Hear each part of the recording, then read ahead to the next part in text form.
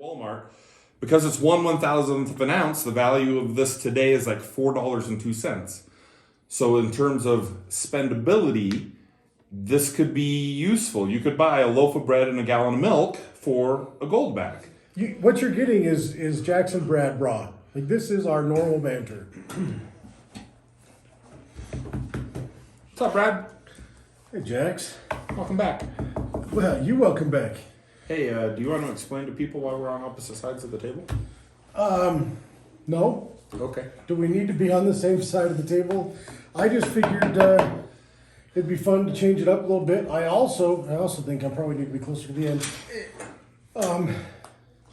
Also, the podcast helped me realize that I have a significant streak of gray hair. Yes, that's what I'm talking about. When you're on this side of the table, this little gray streak, looks. What about this one? You don't know that side is all dark. So maybe I have skin cancer. If you sit over there, people will think you're younger than you really are.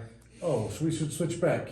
Whatever. I don't know. Because with age comes credibility, right? Well, I am older than you, so yes. Are you?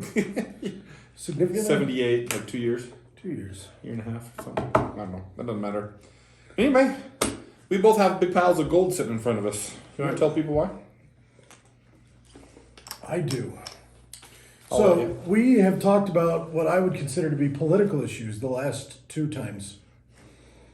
Would you agree that's... Agreed, yeah. We talked about immigration. We talked about the Durham report, very political things, and it might be good to talk about more principle things this time. Well, so here's something interesting. Money shouldn't be political. No, it's universal. It's not doesn't matter about parties or beliefs or anything. It's utility, not politics. What's the point of money? Why do we have it, Jax? Give us your take on what money is and why. Money is a convenient way to conduct commerce, to represent the labor and the value you present to society. I've put in a certain amount of labor, but rather than only be able to get the direct thing I've produced out of it, you just quantify it somehow. That's what money does, and then I can spread that around and get the value of my labor out of multiple products instead of just the thing that I produce myself.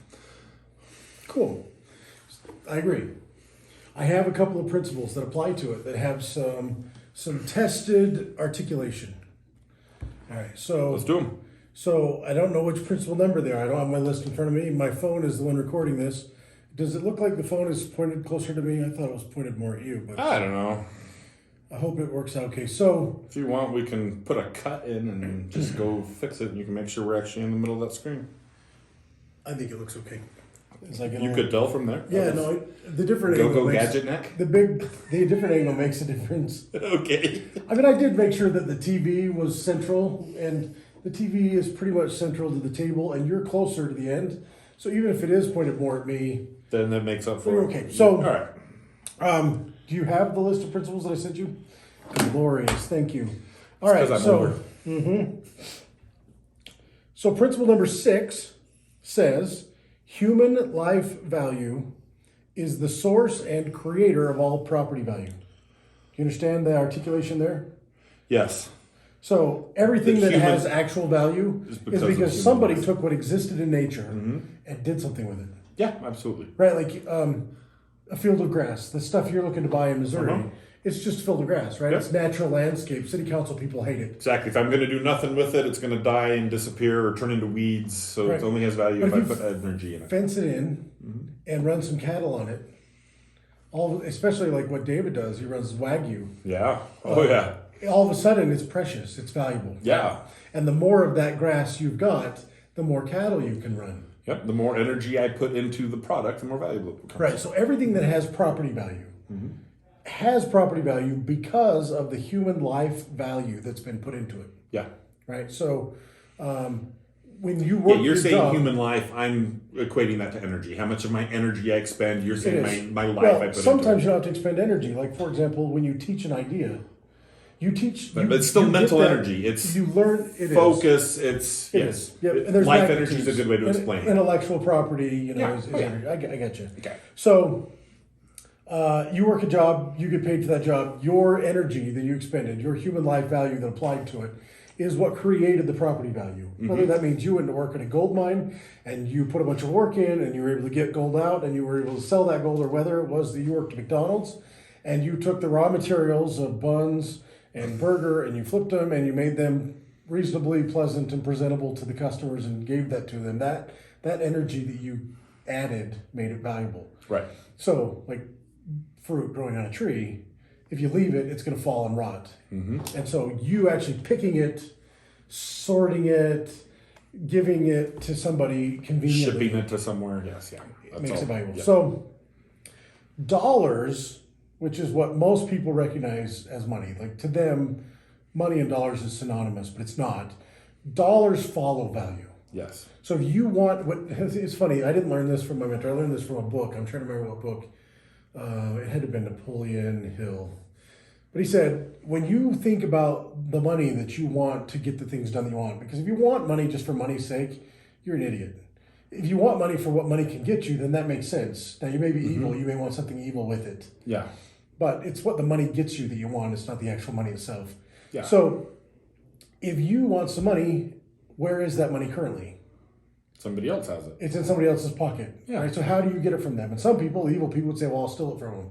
Like, you know. Throughout most of history, the only way to get wealthy was to plunder, right? Just physical force take it from them. Did you know English, specifically the United States, was the first time the phrase create money? Yeah, it was a whole new phrase, yes. Make money was new to America. Yeah. Because up until then, it was gaining, it was plundering, it was winning. Stealing, whatever.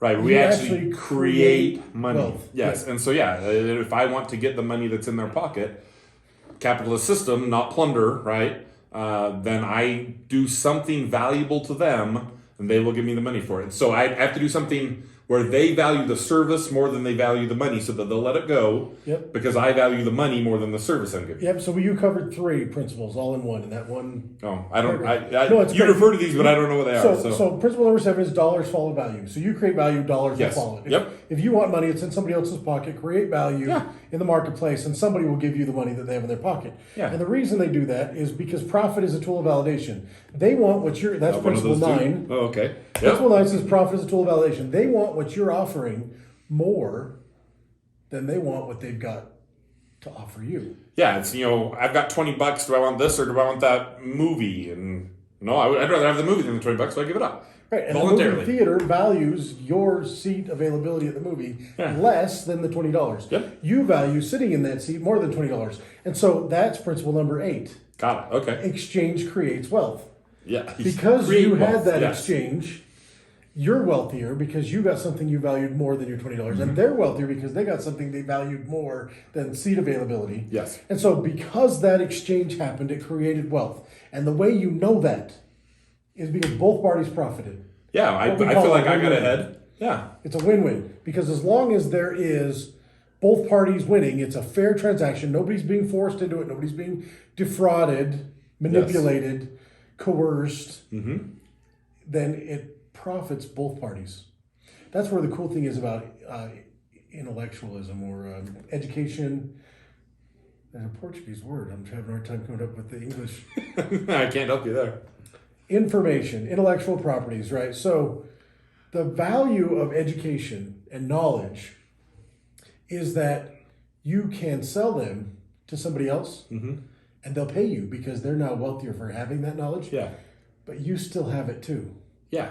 Right? Like if I sold you something, if I sold you a bottle of water, right? I no longer have the bottle of water, but I have your money. The cool thing about selling information is that it isn't destroyed. Unless you've signed that you'll never use it again for any purpose, which contracts that are free are fine. Generally, you're going to sell the information. You're going to educate somebody. They're going to pay you for that education, and you still have it. For example, you're teaching me people about finances. If people were to say, hey, would you teach me? It's not like you give up the knowledge. You no longer have it. You're not physically transferring it. But now you're wiser, they're wiser. Yeah, that creates The crazy wealth. thing is this: if I did give up the knowledge, like I value the knowledge so much, if I actually there was some dystopian movie where they could take it out of you download it and hand it to them. There is one, Paycheck, with Ben Affleck. Yes. So they put him under this forget spell. Or kind of whatever. Matrix-y, kind of just download, yeah.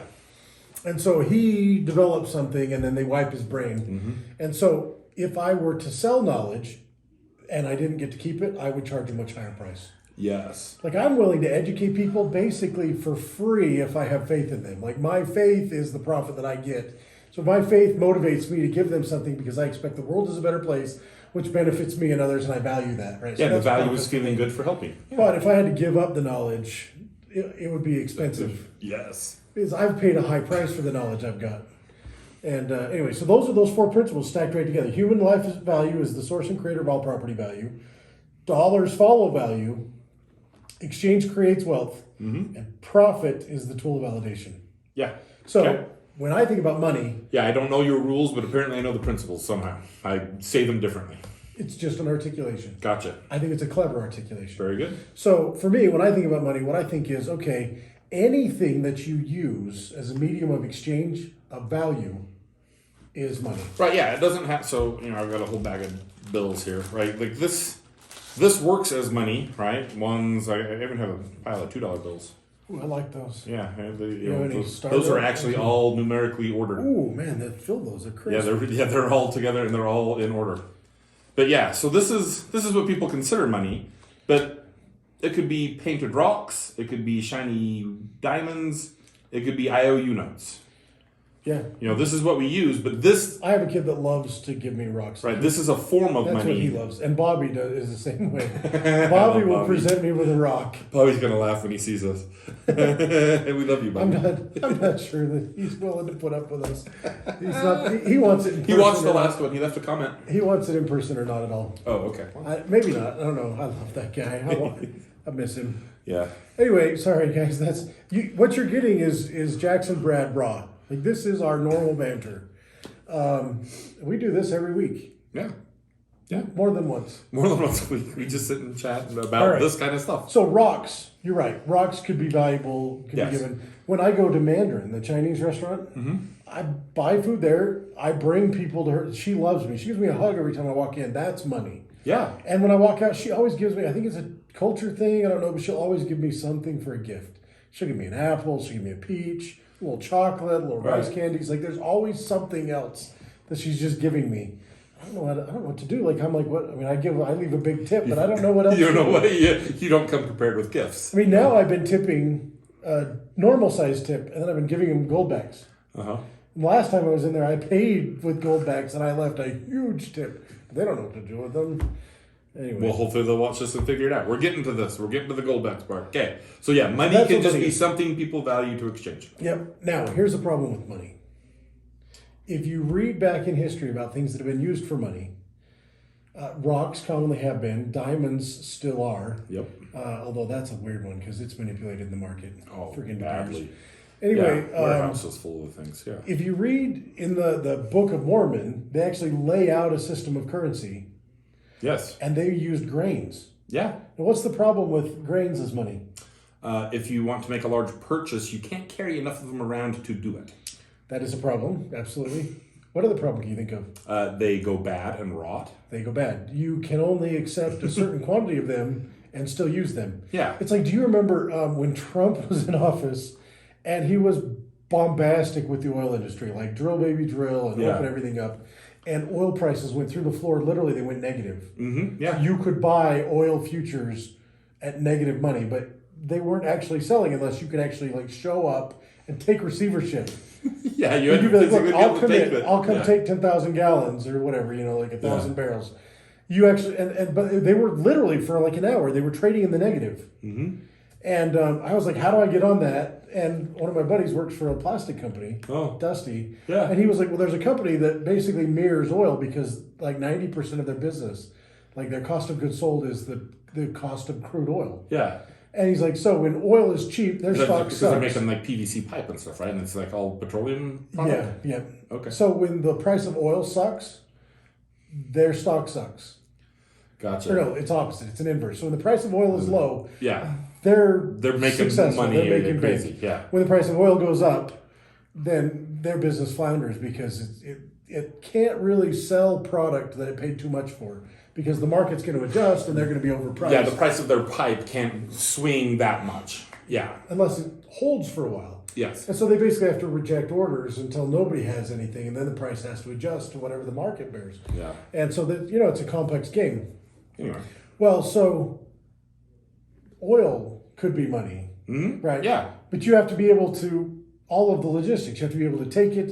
You have to be able to measure it. You have to be able to store it. Right. Well, that's what I'm saying. Like money is, rather than have to carry my 10,000 gallons of oil to you, I can carry a piece of paper or a bills, and we do business with those rather than. You can. So money can still be those other things that are inconvenient. Yes. And they have been used for thousands of years. Yes. But they're not that convenient. They're not convenient. Yes. And they're also not persistent. Right. Right. So that's the main reason, as far as I can tell from my reading. Right. Fruit rots, grain deteriorates, horses die. Yeah. That's the main reason, from what I can tell, why gold has been used as a currency for so long and in so many societies, even societies that didn't collaborate that together, ancient societies. They discovered that gold did not corrode. Yeah. It was it doesn't rust and disappear. Yes. So you can break it down molecularly, but it doesn't really corrode. Right. And so because of that, it retains its value extremely well. Better than almost anything. Yeah. And it's available in quantities large enough to actually have spread around. There are some other things that also don't corrode very well. I don't know what they are. But it's so rare, there's not enough for the billions of people to use. Right, or the methodology that it takes to process them, to mine them, to refine them, to measure them. All of those things get more and more complicated. And so gold for thousands of years has been accepted as the highest standard. I was going to say, it's the gold standard. Literally, every time somebody names a standard, they compare it with the gold standard. You'll talk to somebody at a Mercedes dealership about their cars, and they're like, "This is the gold standard of automobiles." Yeah. The same thing happens at the Chevy dealer when they talk about Cadillacs. But still, yeah. the gold standard means the best of the best, undeniably the best. And so gold is the gold standard. Now, when the United States of America was created, all of this was well known. Have you read Wealth of Nations by Adam Smith? Parts of it when I was getting my degree in political science. I never read the whole thing. It's super dry. So that was the problem. There's so many the invisible hand of the market and all that. Many interesting concepts. So I haven't read it, but I listened to it twice. Oh, okay. And some people that counts. I could maybe do that while I was driving, but then I'd fall asleep. For some people it counts. For some people it doesn't. And I found myself rewinding a lot because I was like, wait a minute, because something hit me and I got thinking about it. And I end up on some other road in my mind. I'm on the right road, but I'm wandered off. And I'm like, wait, what is he talking about cotton now for? I missed some connection. Gotcha. That's why I rewind. So I have listened to it twice. I read maybe the first 100 pages before I realized that I couldn't keep my eyes open enough reading it. But he talks about gold in significant detail and silver. In fact, when he talks about the value of anything and he compares how it's priced between different people in different areas, he always compares it with the sterling. Yeah. He was British. Silver, yeah. And he was like, so that's the same as 1 pound sterling and 1 ounce and pence and whatever. He breaks it all down. Yeah, because it's universal. It's the value of the metal. Yeah. Right. So, do you know the date on the Wealth of Nations? Do you know about when it was written? I'm going to go, 1740. Google would know, but if I remember right, it was 1695. Oh, man. Okay, sure. So it was before. I mean, it was a new text, relatively speaking. Yeah. When the conversation was happening about the New World. Okay, I believe it. Did you Google it? I am. I'm looking for it. Wikipedia, Wealth of Nations. First published 1776. Really? Yeah. First published 1776. The book offers one of the world's first connected accounts of what builds nations' wealth. Interesting timing. All right. Yeah. So thank you. I stand corrected. But it was still very familiar to the. Yeah, I thought it was just before the revolution, but apparently it was right at. There was 12 or 13 years between the Declaration and the Constitution. Yeah. So it was, But gold was generally accepted as the currency. In fact, I was in Key West with my son last year, and I found there's a treasure museum. It's the Mel Fisher Treasure Museum. And apparently in the 1500s when France and England and Spain were all fighting over everywhere. Yeah. The globe. Yeah. Spain had mined a whole bunch of New World gold and silver. And they had built these beautiful, magnificent galleons to take it back to Spain. Yeah, ships, and yes. they counted their chickens before they hatched, so to speak. Yeah. Right? And they knew that they had just amassed incredible treasure in silver and gold. And they had huge teams guarding it. And they had beautiful ships headed to pick it up. And then they sank in storms. And as they were leaving off the coast of Florida, a hurricane came through. Yep. And at the time, they didn't have the measurement systems, but it was a type 4, type 5, category 4 or 5, whatever. It was a massive hurricane. It sunk both ships and killed more than half the sailors. So the ones that were left were like, oh crap, what do we do now? This is sunk. But it's the Caribbean, so it's not terribly deep. And so they said, okay, well, we need to send somebody to get help. Yeah. Send communications somehow.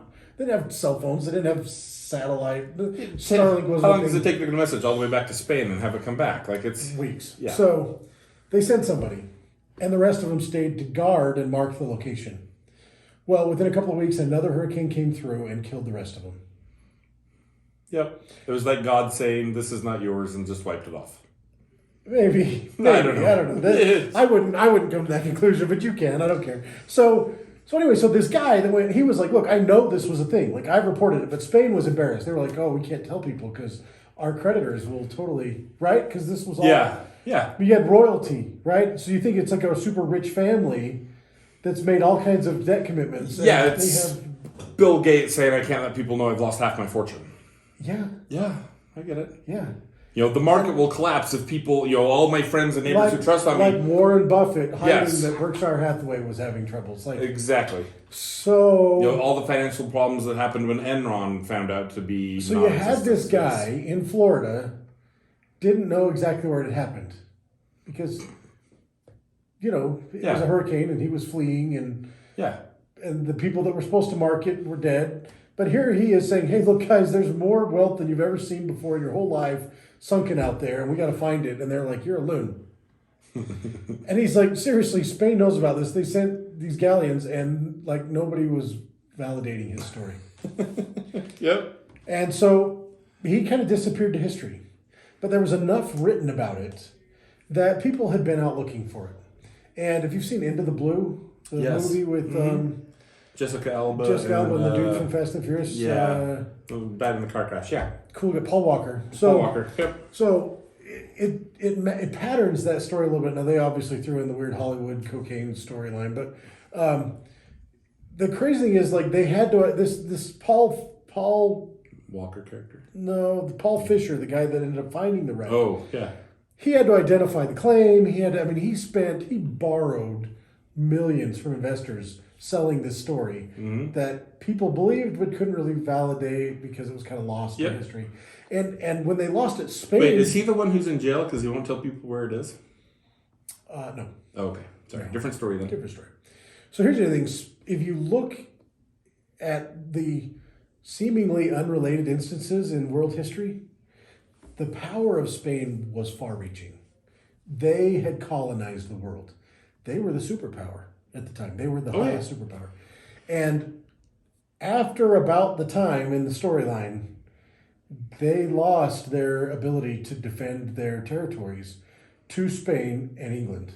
And England became the new, or France and England. Yeah. And England became the new primary superpower in the world. Yeah. And the Mel Fisher Museum doesn't directly state it, but there's all kinds of inferences that this loss cost Spain literally the world. Okay. So he found it. Florida sued him and confiscated it. The U.S. government sued Florida and tried to confiscate it. He sued them both in an admiralty court and won. Neither of them had a claim on it. He got to keep it all. Yeah. So, cool end of the story, right? Gold and silver was what they were using to fund the entire world at the time. And when the United States of America was a long formed, story just to get that one sentence. It's a cool story. It's a cool story. I kept going, what is this? It led to gold and silver was what ruled the world. Got it. Unless my son and my brothers watch this, Nobody else will have known that story, most likely, unless they visited Key West and walked through the museum. Okay. And they probably didn't connect all the dots of all the geopolitical problems that happen around the world as a result of Spain basically bankrupting themselves on this expedition and the recovery. Hey, everybody watching this is about to learn what happens when the world superpower goes bankrupt. So yes. So when the United States of America was founded, they specified that gold and silver must be minted currency, and they established the Treasury of the United States of America. Yes. It is one of the enumerated powers in the Constitution. Now, there's argument whether that's a power or just a directive, but whatever. It's one of the things the Constitution says the government is supposed to do. Yes. And they're not supposed to do a lot of things, so very few. It's worth pointing out when they are supposed to do something. Yes, they are supposed to. Because it's really easy to point out the millions of things that they do that they ain't supposed to. But then we're negative Nancy. Right? Right, but this is one they're supposed to. They're supposed to mint money. And they're supposed to mint it gold and silver. Like, it was supposed to be backed by itself. Yeah, because the value is in the coin. It was meant to empower the citizenry so that government could not mess with the economy by inflating away or invalidating the currency. Right. Right? Because they had seen those games. Yeah. Even in old Rome, when they had gold and silver coins, even the government was shaving the coins to inflate the value. Right. But and everybody else was. Because as soon as rather than it be, your line empowered the people, right, is absolutely true. Because otherwise, like the system we have now, things are backed by the good faith and credit of the government, right? You're trusting them to do things. You're literally in debt to them. They own all of your wealth. It'd be the same as if you were issuing it and you held all of my wealth, and you're a benevolent person, and so do what you say you're supposed to do, but I'm still in debt to you. You control me. You can tell me what to do, and because if I make you upset, you can just suddenly take everything away. That's what the U.S. government can do. It's the biblical phrase, the debtor is slave to the lender. Everybody who uses these, because they have no intrinsic value, are literally slaves to the U.S. government. And they give you a hint. It's like right in your face. At the top of your dollar bill, it says Federal Reserve Note. Now, we know what the Federal Reserve is, right? Yeah, the Fed. It's not quite a government agency. In fact, it's not. It's a private organization of bankers. Isn't it the creature from Jekyll Island? It is a creature from Jekyll Island. It gets monopolistic powers endowed upon it by Congress. Yeah. Note is the operative word, however. Do you know what a note is? It's an IOU. Generally, it's an IOU. So what they're saying is, you give us your labor, you give us your products, we'll give you an IOU for that value to be returned to you at some point. And I didn't bring in my silver certificates. It doesn't matter. They used to have, when they first issued notes, they were backed by a denomination of silver or gold. Which gave them some predictability, reliability, backing. Yeah. So that you weren't giving your labor for something that was really not of value. Nowadays, the only thing that it stands for is, do you trust the government to continue to be there to give you something for the value you gave for the dollars? Now, they clearly are. They still work because people perceive they still work. But tonight we were looking at the silver certificate. It looked exactly the same almost, except for it said silver certificate at the top. But I pulled out the silver that they would back it up with at the same time. I had a 1930s era dollar bill. I had a 1921 silver coin. And they were the same thing. They were synonymous up until about 1964. Well, yeah, because if you take the silver certificate to the Fed, you can turn it in. They will give you one of the silver dollars. Give you a silver dollar. It's backed by silver. Right? Yes. So, and the silver dollar was backed by the silver in itself. That's still accurate today. If you have a silver certificate, you can show up and they will give you the dollar coin. That's right. But if you go out and try and buy the dollar coin, what do they cost you? Well, and with these little notes, like $22.80 as of today. $22. So it's going to get what used to be the value of a coin that was tradable for one of these that said silver certificate at the top. Yep. It takes 22 of these. There might be 21s there. I don't know if not. There's 5s and 2s and 5s. So there's 12 10s ones. and 20s and 50s. There's 12 ones and then a couple of 5s. I mean, it takes a ton because they have shaved the coins. hypothetically, metaphorically speaking. Over and over and over. The way that they've done that is supply and demand. So they're still good for it because there's some assets. I mean, really, the federal government claims over 70% of the West. So there's some of that maybe. They have the guns to defend it, and that's assets maybe. But although we have more guns than them, and they don't like that. So that's another discussion. That's another discussion for another day. They have whittled away the value of your money really over the last 60 years. Yeah. 22 times. Yeah. In 60 years. Yeah, because what 23 times. Yeah, what you could used to buy with $1 now it takes almost 23 to do. Yeah, they've reduced it. They've taken its value and divided it by 23. Yep. In 60 years. In 60 years. How'd your mom? Born in 49, 74. My dad's the same age, born in 49. Yeah, okay. In their lifetime post middle school, their money's worth 22 times less. Yeah. Yeah, it's... You think about the hit on lifestyle. You just think about this. Say, okay, from now, when I'm actually entering the work market, which they did, they entered the job market in middle school. I mean, really, my grandpa had a gas station, so my dad started working at 10, I think. But from when they start working to when they're trying to retire, 'cause that's really what it is, right? Yeah. Mm-hmm. This all happened in between those years. I mean, the second wave of baby boomers. No, it used to be the first wave of baby boomers, right after World War II. That was when all those babies came popping out. So 9 months later, 10 months later, my grandpa had to get over yellow fever first, but still, it took some time. Anyway, the point is, from their working years until their retirement, the value of money dwindled 22 times. How much of a return do you have to have on your investments to get you 22 times more? Right, so say that they worked at 18 and somebody told them, hey, put your money in the bank and save it. So they saved $100. By the time they went to retire, that $100 that they had put in the bank, obviously not the interest, there's a little bit of that, but that same one exact $100 is worth $2 to $3.50. So Dave Ramsey says basically his calculation, he says the stock market over virtually any 10-year period will yield 10%. Yeah. Oh, yeah. 7-year period. Will yield 7-year period, 10%. No. He says you average 10% per year. So it'll double every 7 years. It'll double every 7 years. That's right. That's where the 7 came in. So it'll double every 7 years, right? So we're talking 60 years worth. We're talking 9 doubles. Yeah. Right? So just at 10%, the stock market, now granted, the stock market is affected by inflation, so maybe that's not a good cue. But if they invested in the stock market, they took advantage of the inflation. Yeah. So it doubled 9 times. But it got cut 22. But it's compounding. Still.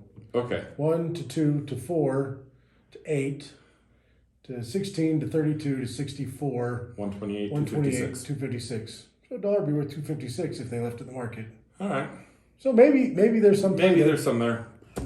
That's assuming a lot. But still, anyway.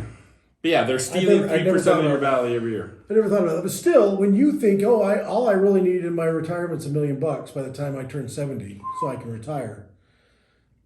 I mean, my lifestyle is pretty simple, I thought, but $1 million couldn't sustain my lifestyle for. When I was in high school, that was everyone knew you'd need $1 million, and now I'm like, $1 million isn't gonna go that far. You need 8 to 10. Yeah. If you were to retire in the next 10 years, that's about what you're probably gonna need $100 million by the time we're old enough. I mean, I'm probably gonna die before then, but if I don't, it'd be a shock to everybody. Yeah. Either from assassination or just bad health. Yeah, just because of poor money management, right? Right. Because they left a gold standard, literally the best standard possible, and they went to IOUs. They went to IOUs. And so they stole wealth from generations. So much so, like, think about it. Somebody earlier mentioned, the basic wage rate used to be $1, right? And now they're like, minimum wage used to be $15, whatnot. Well, yeah, before you started playing with the darn currency, that $3. That $1 an hour would buy $23. $23, yeah. In today's rate, they were making $23 an hour as a basic wage. Yep.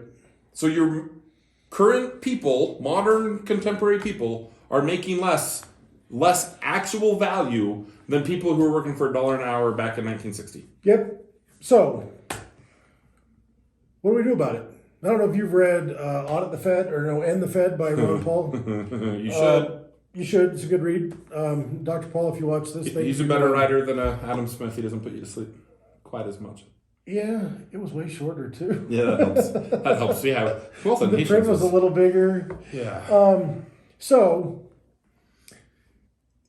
what? First of all, I don't believe that the most powerful, wealthiest people in the world are going to allow that to happen, no matter how much we try. And the public doesn't seem to be pushing hard enough to even make it a reality. It's still something to continue to try and put pressure on them. Right, you're saying to end the Fed. Yeah, they're not going to let that happen. So what do we do if they're not going to give us good currency? The government is not going to return us to sound currency. If you believe, seriously, if you believe that the government, that there is some legitimate, pragmatic, practical way for the government of the United States of America to return to a sound currency system, a currency that is backed by itself, that empowers the people because the currency is actually tied to something that has to be created for its value. If you believe that, call me names in the comments. Pick a fight with me because I think you're an idiot. I absolutely do. I don't think that, even if they were willing to, I don't think they're capable of doing it. And I don't think they're honest and moral enough to even give it a try. There's too much power to be derived. Too much in giving out money for favors and giving out money for votes. But the only way they can do that is if that money is free or cheap. It's so easy for them to just steal the value of everyone's labor. And even if they only take a penny from you and me and everybody's, a penny at a time from everyone in the country and people across the world is a ton of value all the time. It adds up to trillions of dollars. That's why every single time they just go, hey, we need another $5 trillion. They punch it out. It steals, a dime's worth of value from all of our bank accounts, and they end up with their $1 trillion.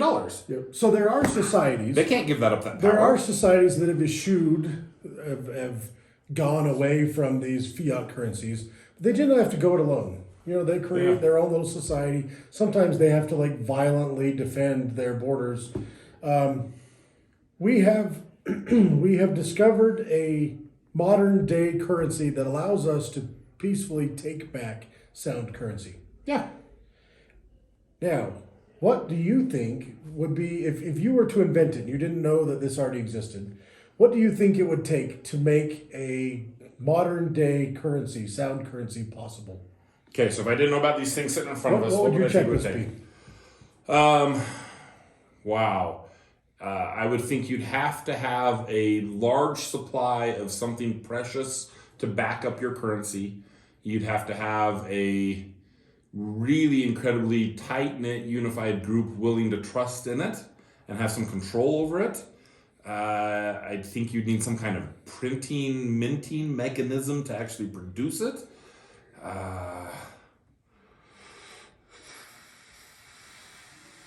You're saying it has to be backed by something that's real, tangible. Yeah. It has to be trustable. Yeah.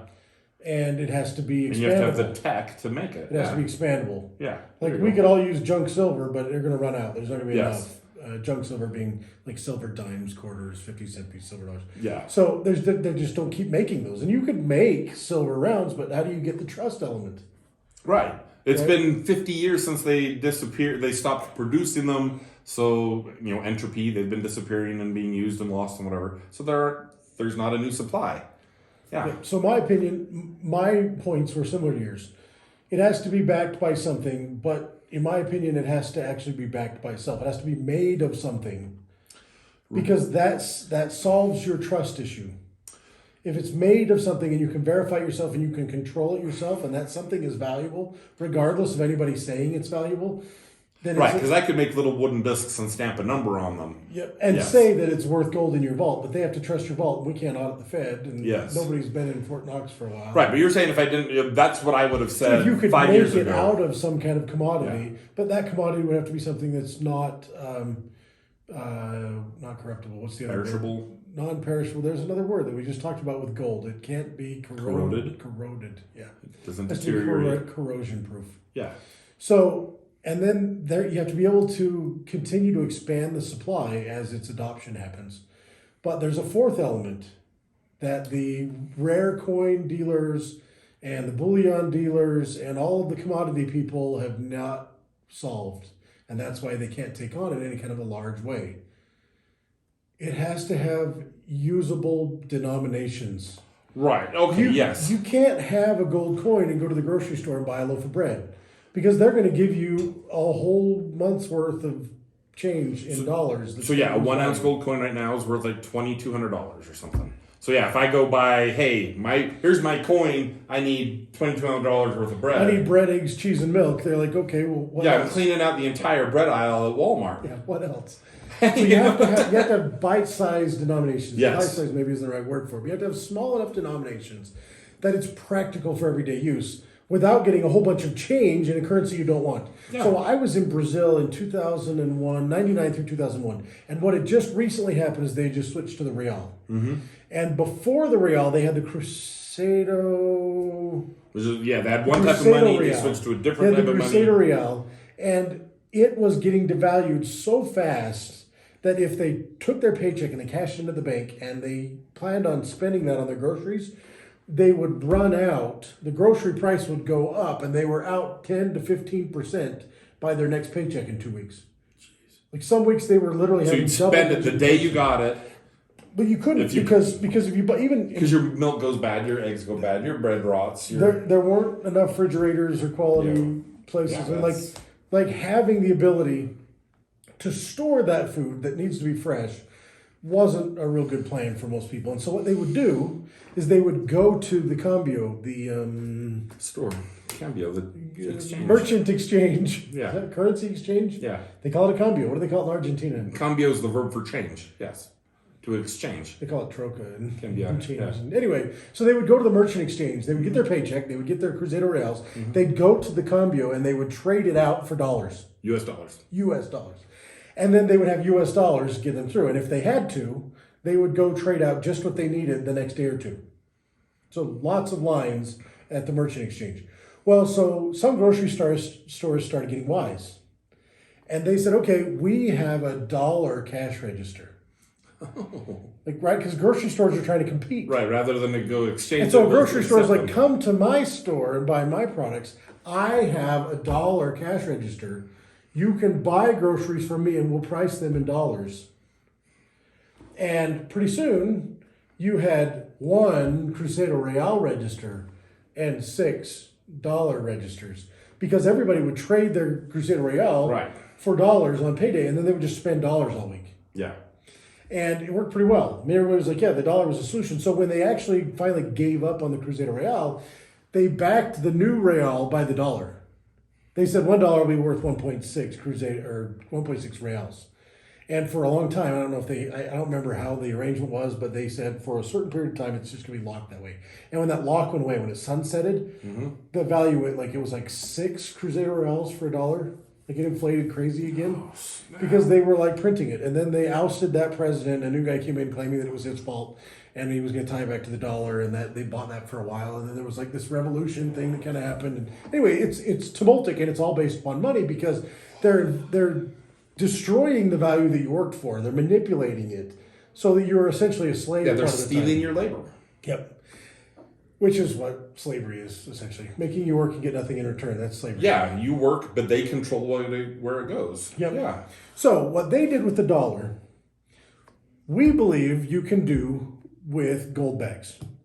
Now, so Goldback is a plastic note of currency that has gold leaf embedded in it in a vacuum deposition process. Yes. So it's literally gold money. It's kind of a plastic polymer. And they laser engrave a 1 Goldback is 1/1000th an ounce of gold. There's gold in the bill. It's backed by itself. And they list the gold purity and the quantity on the note so that you know that. And that is guarded by national law, I think international law. On counterfeiting. Because it's counterfeiting if you say this is gold and this quality and this quantity. They even put serial numbers on them. Each one is unique. That's an anti-counterfeiting. That's one of their methodologies. Right. So here's the cool thing. When I learned about Goldback, I thought that's cool. At first, I was like, that's nostalgic, not nostalgic. What's the other word that's like that's fun? It's a novelty. Novelty. That's a novelty, and I love novelties, especially shiny ones. And so I was like, I got a couple $100 to spare. It's literally me. You're like, why do people like gold? Because it was shiny. Shiny. There's truth to It's that. true, yeah. You're like, oh look, ooh, that's cool. That's shiny. I like it. You know the metal balloons? They put helium in them, and they're like, Yeah, and they're shiny. Yeah, Kids love those. Why do they love them? They're shiny. they're shiny. Like, yeah, seriously, they're bright. They don't Yeah. care. It's just a balloon. That's it. But wow, look, it glimmers. Like whatever. Human nature is human nature. You find it if you want. But that's how the world goes around. So I thought it was cool, and I was like, look, I have a little bit of expendable money. I'm not rich. I'm wealthy, and so all my stuff's already in assets. But I had a couple $100. I bought some, and I didn't do anything with it. I just showed it off and bragged about having cool currency. And the guy that I'd been buying it from, he just kept saying, "Hey, do you want some more? Do you want some more?" The prices of them kept going up because gold. I think gold was $1,200 when I first bought some. Oh, geez. So it's gone up almost double. Yeah. In the last 2 or 3 years. Yeah. Maybe longer. I don't know. There's those COVID years. We just kind of skipped them. They're like leap years. It's hard to keep track of your memories when before COVID and after COVID. 4 6 inches ago. That's how we're measuring time. It's in your beard growth. Anyway, so then a guy that I really respect is an inventor. He's made all kinds of cool stuff. He has created significant wealth. And he is a very smart person. He called me one day and said, "Hey, I want to meet with you." And I'm like, "Anytime, man, just come on by." He comes into my office and he is glowing, so excited about this new thing he discovered called Goldback. And I was like, "That's an old thing. Like, I've heard about that." I'm like, "I have one signed by Ron Paul. I learned about that a long time ago. And to show off, I was treating it like a collectible, not a currency. And I sent some to Ron Paul and talked with my buddy that's Ron Paul's right-hand man and said, "Hey, can you get Ron Paul to sign this for me and then keep the ones you don't sign for yourself?" And so my buddy that was the inventor guy, he was a little bit ticked, I think, that I didn't tell him about it. That you knew about it and didn't I tell knew him. about it long enough in advance that I've been making collectibles out of it for years. Mm-hmm. And but he was like, "Great, well, let's make this a big deal. Let's move it out to the community." Well, so with his excitement, the others in my circle that I depend on, like my partners in my business and my family, they got excited because they know and respect this guy too. All of a sudden, something that was kind of fringe and fun, but not really terribly valuable, became a cool thing, a valuable thing that we Because should of his pursue. interest in it. Because somebody we respected was interested in it. Yeah. Yeah. And so we started really getting into it. And I've learned a ton just in the last month or two. And I have become an affiliate, so I can help people get on Goldbacks merchant map so that their business can be advertised. I've done the same. somewhere I filled out all the accepting. paperwork, everything. Supposedly they're supposed to send me business cards and stuff, yeah. And I became a distributor too, so I can buy direct Yes. from Goldback. They'll send me just bulk, which is cool. And opens up lines of communication. Yeah. So Goldback is cool, but really the idea for me is this. Government's never going to give us sound money back. We can take back our money with this, and it's simple. And you don't have to go all in all at once. You can get some and start spending it, and eventually some grocery stores will start taking it, and then they might have a grocery store with a register, and they're advertising to beat their competition. We accept Goldback, but maybe we even have a Goldback register. And it evolves. It's something we can allow a gradual evolution, but the more it evolves, the more protected we are from the meddling that happens with the fiat currency we call Right. the dollar. I think we should spend a little bit of time. We talked a little bit about what these are. There's some people who might not have ever heard of them. We should go a little bit more into detail about what they are. Okay, before I do that, Go ahead. I need you to look back at the camera. Okay, now look back. Oh, dude, this is so cool. You have all this gold in front of you. Oh, is and it at a- shining At a away? certain angle, your eyes sparkle gold color. Our budding bromance, my eyes sparkle for Brad. Oh, man. I hope it shows up on camera. Well, I maybe hope it they does. can see. It's like all gold. It probably reflects off my And glasses. the golden dragon. All right, so Sorry, shiny things. that's fine. You take a minute to collect yourself. I'll tell people a little bit more about what these are. So we both, I think he and I both held up one Goldback, right? So this is 1/1000th of an ounce on this plastic polymer. serialized anti-counterfeiting technology. They have experts come in and certify there's that much gold in them. They make other denominations. So There's also there's a YouTube video of a guy that isn't an expert that bought a bunch, melted them down himself, and then had an expert check them. Okay, so then they also make a 5. You notice it's slightly Kind taller. of wasteful, but cool. Because there's more gold in it. You can feel the physical weight difference. It's also thicker. It's not just bigger, it's thicker. Then they have 10s. I'm going to hold everything up next to a 1. Right? So 10s are even bigger still and thicker. And they also have 25s and 50s. So you have a 50 available right there. There you go. Put the one up there for reference. Yeah. So they make these different denominations. 1 is 1/1000th of an ounce. A 5 is 5/1000th of an ounce. A 50 is 50/1000th of an ounce. Or 1/200th. 20th. There's another 0. I'm sorry, 1/20th. 1/20th of an ounce. And so there's just more gold in each one of these bills. Because you talked earlier about it, one coin of gold would get you the whole bread line at Walmart. Because it's 1/1000th of an ounce, the value of this today is like $4.02. So in terms of spendability, this could be useful. You could buy a loaf of bread and a gallon of milk for a Goldback. Oh, milk. Right, but you can negotiate that kind of things at your farm I was market. going to say whatever. eggs, but eggs are one of those things. That's Exactly. Yeah, You could buy a dozen eggs with one of those easily. You could buy 2 loaves of bread. Yeah, so 2 of those you could buy eggs. the point being is it's small enough. You don't have to go and try to shave off enough gold off of your coin or get your little gold dust out of your pouch and throw it on the scales. It's already been done for you in an anti-counterfeited mode where it's easy to stick in a wallet. And you can spend it. You're paying some for the convenience of the guy who figured out how to print them. Because hopefully people see a value in having gold money and the convenience of using them. They can see the value in that. There is that premium. The interesting thing for me is when I dug into it, they're not, the company is running very frugal. Their company, the Goldback company. Considering they're doing $6 million worth a month of new Goldbacks. Yeah. That's sizable. People have ordered about 6 million a month. They are blowing up as banks collapse. People are buying Goldbacks because they see the value. So that's really sizable, but their offices are, they're nice. They clearly care about their image, but they're not huge. They're not lavish. Terribly elaborate. They're not lavish. Wait, they're not like gold plated? It's Goldback. No, but they have. They'll have stacks of Goldbacks around. Yeah, I get it. But I had one more thing to explain about these. The cost that it takes to make them is significant. Yeah. And then, there's a lot of times people that actually have them won't sell them at the average market price on the website because they had to put their money out there to have them in their hands. Yes.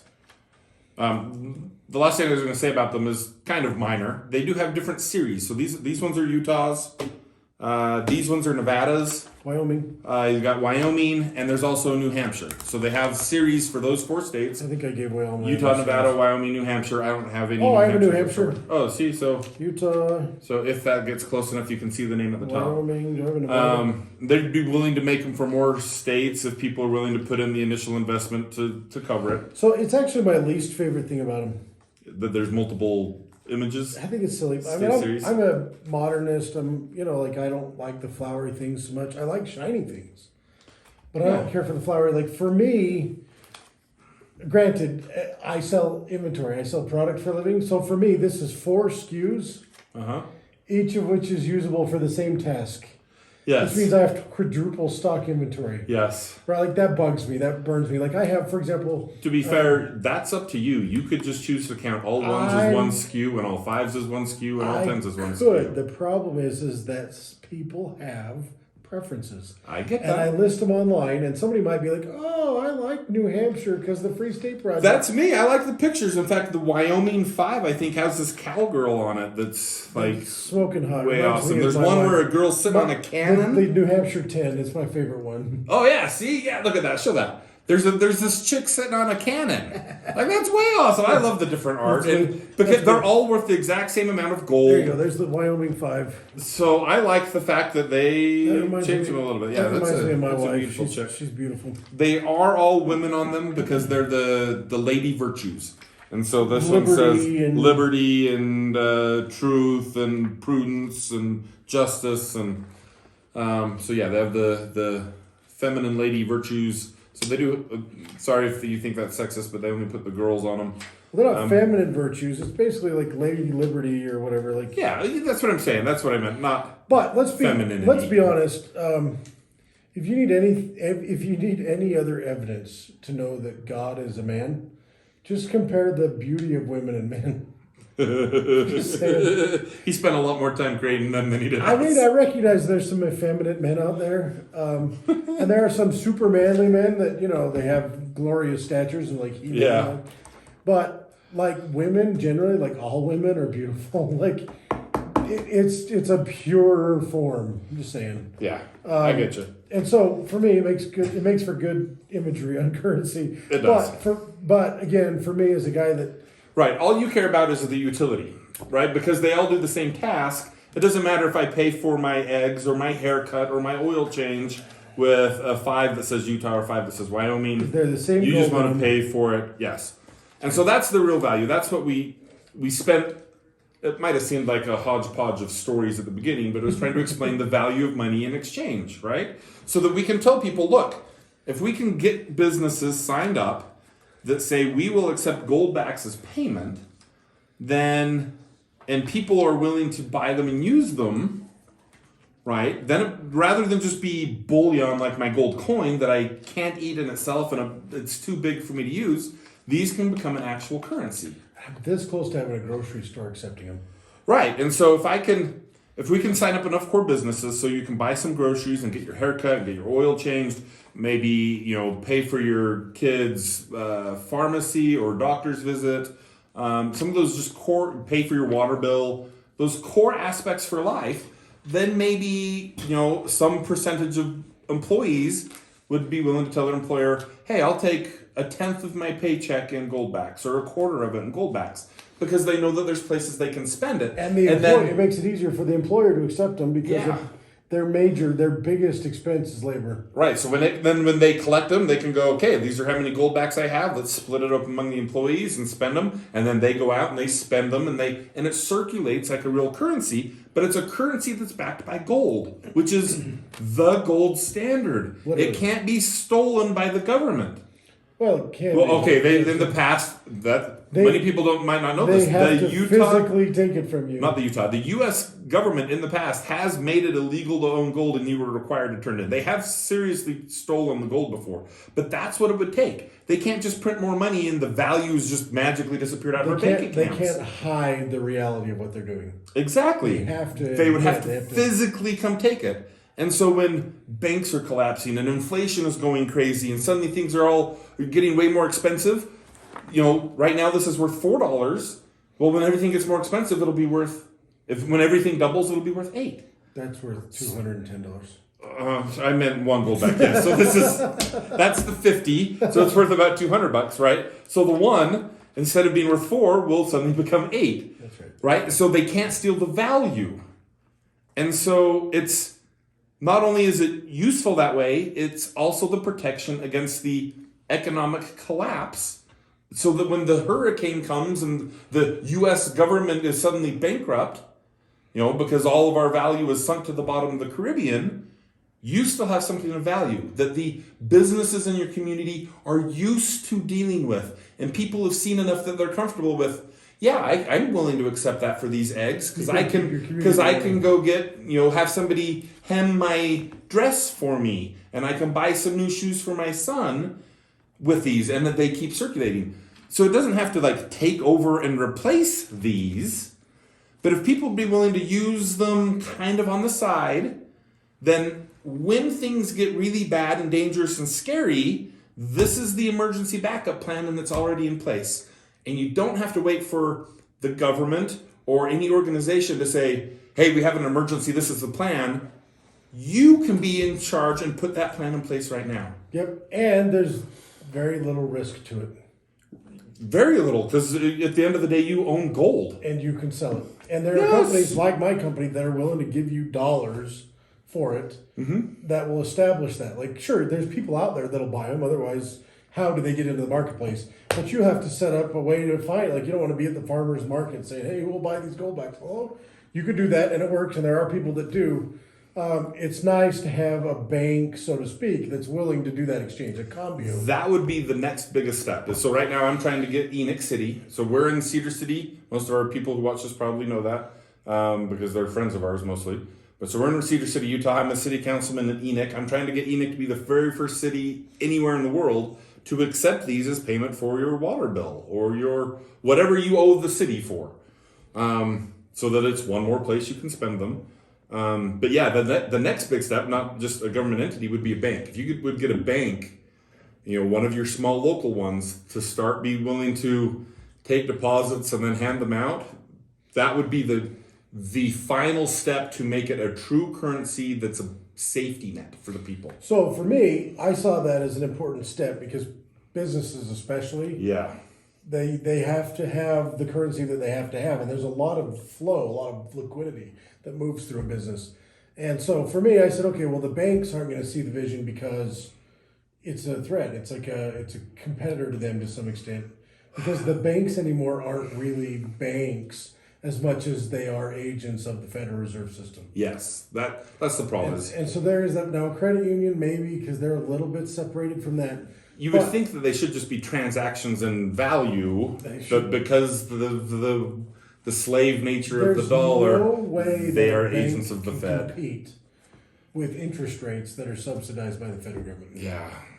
So it'd be hard. It would take a small local somebody. And so when I started talking with my partners about how to make this actually a viable thing in our community, the argument was, okay, well, what if a business accepts these and then they don't have enough money to pay their bills and their employees can't take them because they need money to pay their bills? Like, how does that get resolved? And I said, look, we're hoping they'll spend them with us or with other merchants. But if they need to, they can come to us and they can sell the Goldbacks to us and we'll give them dollars. And we have enough liquidity that we can probably handle that. In larger transactions, we don't have that kind of cash on hand for security purposes. But they can arrange that. But we built into our protocols and procedures the ability to act as a bank, as a short-term. That's what I was going to say. Because you guys are good visionaries and see the value of sound currency, you're willing to bankroll basically the county, your customers. Yep. Although when I say we are, and it's my company, I don't know if I'm allowed to get into that because of licensing that the state of Utah that could be requires. true. And so it's really that's why you didn't say it. It's not me. The business is doing it. The CEO's handling the rules. But it was my idea. Somebody else has to carry it out, and that's fine. I sit in my office and program on a computer. For now. However, the concept is good in that you can have a backup monetary currency for your community. And the call to action for us, I think, is twofold. One, safeguard your family and your future by getting some. Not everybody has the same means. Some businesses are going to want to have some stockpile. They may be able to use some of their cash flow during good months, and they want to hope that it goes up in value. Otherwise, they want to just have a backup plan that can just sit in their safe. Or they might want to have some tax savings by paying employees, and you should talk to a tax professional before you take that option. But you may be able to pay some of your employees or contractors in Goldbacks and save some taxes. And they may be able to save some taxes. And your customers may be able to save some taxes because they're just trading. It's just barter. These are just a bullion. They're not accepted as currency in most places. And so it's just barter. They're giving you a product, you're giving them a product. That doesn't appear to be a taxable event. Get some and use them. You can hold on to them if you want to, but really the goal is to get them circulating. Get them in use out there so that people have that option. The second thing is absolutely take advantage of the free advertising that comes from having your business on the Goldback map. Yeah, so to explain that, when you sign up with your business, people can go in and say, where do I spend my Goldbacks? They have a map on goldback.com where they have interactive map that shows all the different places you can spend it. So when you like to tip Goldbacks to waitresses, when they go, man, how do I spend this? And it says, oh, Evan's Hairstyling in Cedar City, they know, well, if I need to get my hair done, that's where I'm going to go and not the competitor who doesn't take them. So take advantage of their free advertising. So currently on their map, they only have the 4 states that have sponsored series of notes. They have Utah, Nevada, Wyoming, and New Hampshire on their map. But I've talked to their affiliate program manager about getting other states on there, and he says there's 2 ways that really happens. One, you have enough money from that state in Goldback leases, which is basically you buy Goldbacks and in advance, you make a pre-order for it, you give them the money, and they deposit virtual Goldbacks into your UPMA account. They then go out and take the capital you gave them to buy the gold, to print the Goldbacks. And when a state has, they say $4 or $5 million worth. Depends on how many people in the state, so they rank them. So when they have enough Goldback leases from that state, then they'll start talking about a state series. But as far as merchant maps, it's a separate thing. Right. So like California, it's like 50 million they need in leases. Missouri, it's 5. Rhode Island, it's probably like 750,000. Right, but the merchant map doesn't have to be related to that. But once they're going to create a series, it makes sense that they have the map. But you can get the map out there if you have a bunch of merchants from a state that have signed up and said, I accept Goldback, because Goldback wants to be able to show, hey, look, you can spend these all over the country. He didn't give me an exact number. I think it depends, again, on the population density. My guess is if they had 40 or 50 merchants, from our conversation, if they had 40 or 50 merchants that will sign the form and say, I'll accept Goldback at my place of business, it makes sense for Goldback to create a new map for that state. Right, and I've made those, it's just a Google map. It isn't that hard, but maintaining it is kind of a pain in the butt, because we have a website that does that. Because we're a manufacturer of home decor products and they have to do it. But still, if you have 40 or 50 merchants, it makes sense because it makes Goldback look better. It also helps that community, the communities where those merchants are, know where they can spend them. So it adds to the buzz. Yeah. It makes it easier to use Goldback. And this is really important to me because while I live in Iron County, Utah right now, I'm going to be moving to southern Missouri. And Missouri doesn't have its own line of series, but I know it's something that people out there are concerned about, money failures, and they're going to absolutely want a sound currency. They wish we were still on the gold standard.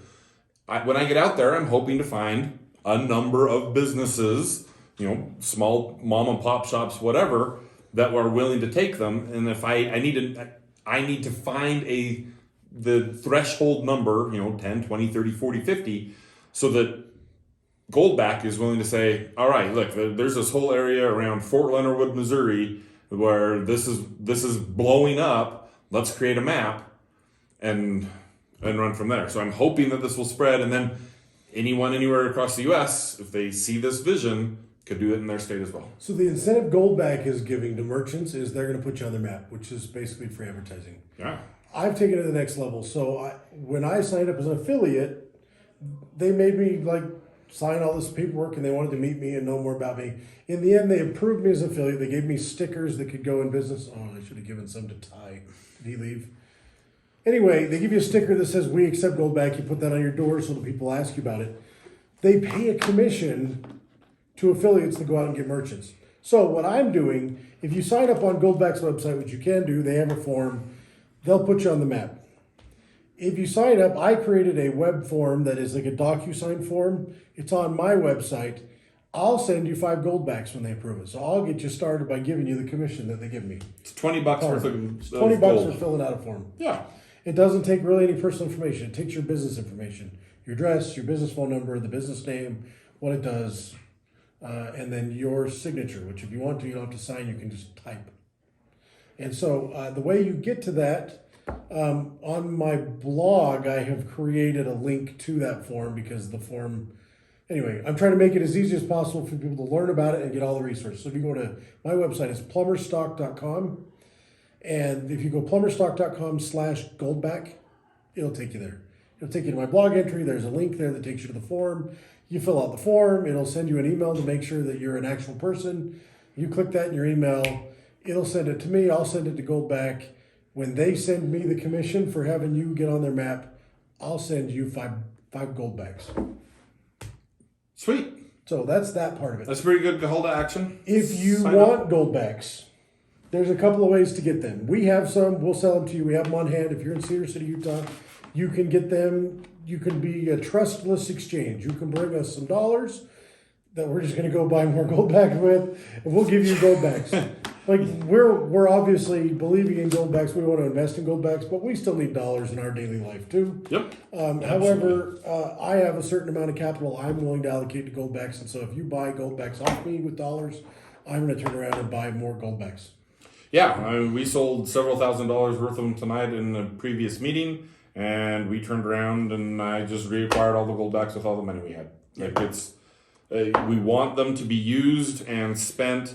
You know, we're giving them out as tips at restaurants so that people who might not otherwise come across them look at them and go, what is this? And we'll find a place to go spend them. If you live anywhere that has a Southwest Plumbing Supply, which is Utah and Mesquite, Nevada, you can actually go in there and ask the manager, and they'll pre-order it for you. They'll bring it in any increment you want, and they'll establish whatever the price is that day. You'll be able to get them in virtually any quantities you want. Mm-hmm. You can contact us on the comments of our YouTube video or on Facebook, Twitter, wherever this is shared. If you know us personally, you can text us. We can help you get into Goldbacks if you want.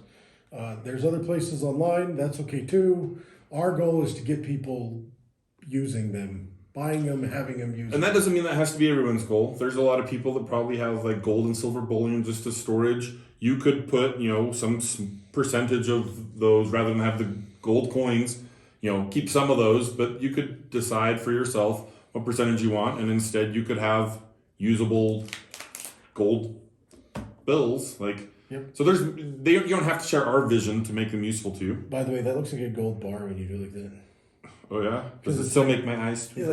No, but it tapers. Like the gold bars in the movies. Oh, I gotcha. Where it comes, yeah. Wonder if that was intentional when they did that. I don't know. No, this is the European style, so blind people can tell what their currency says. Yes. Okay. I don't know if that's the reason they do it, but it's a benefit. It's like that one. For Goldback, I'm sure they do it because you couldn't put the same amount of gold in this note that you put in this note without it being like crazy thick and kind of yeah. It has to be physically You couldn't bigger. put it in your double fold wallet. I mean, yeah, it would be a problem. It would be an ingot, basically. It would be an ingot. So anyway, so that's Goldbacks. Buy them, spend them, use them, learn more about them, ignore us, whatever. So we hit on 4 principles today, and I think Goldback applies well to all 4 of them. Yes. And I didn't know what the names of the principles were, but apparently I'm Believe in them and follow them anyway. Yeah, I mean, it is information that exists. One of these things we're going to have to actually introduce people to the list of principles that we do, always and refer to. And then I think we should have like a deep dive into each of them. But I think we wait. I think we show people applying principles to things that they understand before we really deep dive into the principles themselves, because it'll be kind of dry, I think. Tell us in the comments, would it be dry if we just sat here and talked about principles? So if we went, today's episode is on principle number 1, and we talked about it and explained it, would that be dry? Or would you rather have, in today's news, we're talking immigration and what principles apply? I mean, we spent probably an average on our actual, when we talked about the principles and we gave their articulation, we spent 20 minutes, maybe 10 minutes on that section of today's podcast. And it was a direct application. I don't even know how long we've been going. Holy crow. Good for you for watching this. We hope you enjoyed it. Hope you enjoyed We it. hope you buy some gold back. We might not be back next week because one of us is taking a trip to New York City. How do we do it next week? You want to Zoom connect? We're going to have to figure that out because when I move, we're going to have to do long term. But we've got some time for that. Let's end this. It's long. Buy some gold back. Sign up online to be a merchant and protect your family's economic future. Good to see you, brother. Cheers.